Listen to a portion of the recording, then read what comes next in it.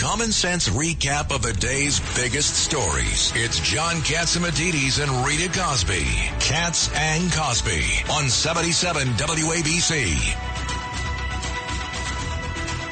Well, we are back. And with us today is Melissa DeRosa, assistant to Governor Cuomo at the time. And Melissa, there's so many things happening in New York City, New York State.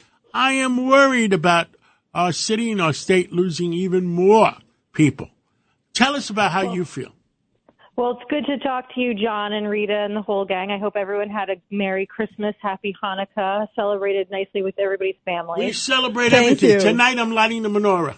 I love it. We hope you did too, Melissa. Absolutely. So, no, John, look, I'm equally as concerned as you are. And I feel like with every passing day, people feel more uncertain about the state of the city, the state of the state, and, congestion pricing coming into effect next year. Although I will note that I'm seeing on Twitter breaking news. It looks like a judge just ruled in the New Jersey case, and it may be on pause again until the end of January as the parties have to reply to the judge's ruling. So there might be... Tell us about the New Jersey, too, because that is just crossing. Tell us about that. No, so I'm just seeing it. I haven't read it. It's a 72-page decision, but the top line is that it was remanded back to the Federal Highway Authority until January 17th, as you know. Wait. Trump doesn't become president at 20 at 2 o'clock. Well, I'm looking at this decision. There's replies that are due. There's a whole briefing schedule. So I haven't read it yet, so I don't want to say anything that's incorrect to your listeners, but it looks like there may end up being a little bit of a pause here further in this New Jersey case. New Jersey sued, obviously, to stop congestion. By the way, in the studio with us is Vito Fossella, who led the New York lawsuit. Yeah, Vito. I mean, you're right there. Well, Melissa, thanks for sharing. I got to read that as soon as I can, because one of our, frankly, again, we oppose congestion pricing on so many different levels and for so many different reasons, and parochially for Staten Island, it's just terrible. But we felt that if we can delay this, and the Jersey case or the Jersey judge would delay it until after January 20th, we felt a lot more comfortable that President Trump would kill it. So if that's true, that's could be very good news. So thanks. Yeah, no, it looks like it's remanded until the 17th of January, and there's a whole briefing schedule. So I just on my cursory review, it looks like this may get pushed off until then. But listen, the Governor Cuomo was in the New York Post this morning. I'm sure you guys read as avid New York Post readers. He was asked about the $9 congestion pricing fee. And the thing that really I don't understand about what Kathy Hochul did here is it was also inherently political, right? She was charging ahead. They put the $15 structure under her MTA. And then June comes and it's like whiplash. And the thing that I think really weakens her case, both with the public and in the courts, is how do you justify all of the various maneuvers she's done here that were purely political, purely unilateral, and then come back after the election and say, you know what, I am king and I'm putting it at $9. And you can all say thank you because I did a 40%, reduction and it's going to go forward on January 5th.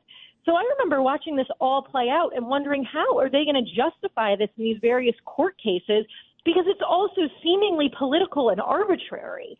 And so I feel like she sort of set herself up, to say nothing of the fact that I think the public is just aghast at it because it was so transparent around the political calendar and had absolutely nothing to do with the merits. Melissa, what did you make of also Hochul signing this New York law that charges, it was like $75 billion to oil, gas, and coal companies? Superfund. Are people that stupid? Don't they realize it's going to be charged back to the people again? No, and John, that's the point, right? People aren't stupid. They're not stupid when they see Kathy Hochul one day saying we have to do congestion pricing. It's what the real leadership calls for, and then hitting the brakes based around the fear around the congressionals and then putting it back in place right after the election.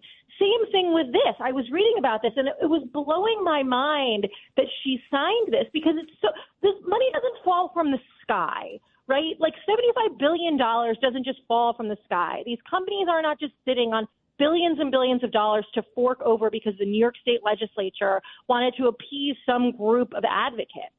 And so what's going to end up happening? Number one, as the Wall Street Journal reported, any of the foreign companies that operate in New York are going to claim sovereign immunity, which means they're not going to have to pay into this. So you're just going to hurt the U.S. companies and New York companies and workers, and it's obviously going to be a pass-through to the consumers. So it's like it's similar to the Democratic Attorney General. The Democratic Attorney General in Pennsylvania went after all the oil companies, and a year later, I don't know what the status is. A year later, she went to jail. Well, listen, John, I mean, look, this is more of the same of I'm just waiting for the Democrats to wake up and get the message. Both of the 2022 election results in New York, where Kathy Hochul almost lost to Lee Zeldin in a state with 22% registered Republicans, to Donald Trump winning all 7 swing states and coming, within 10 points in New York, which was the closest margin it's been in 30 years. So it's just more of this. It's like, how much more can New Yorkers take before they pick up and go?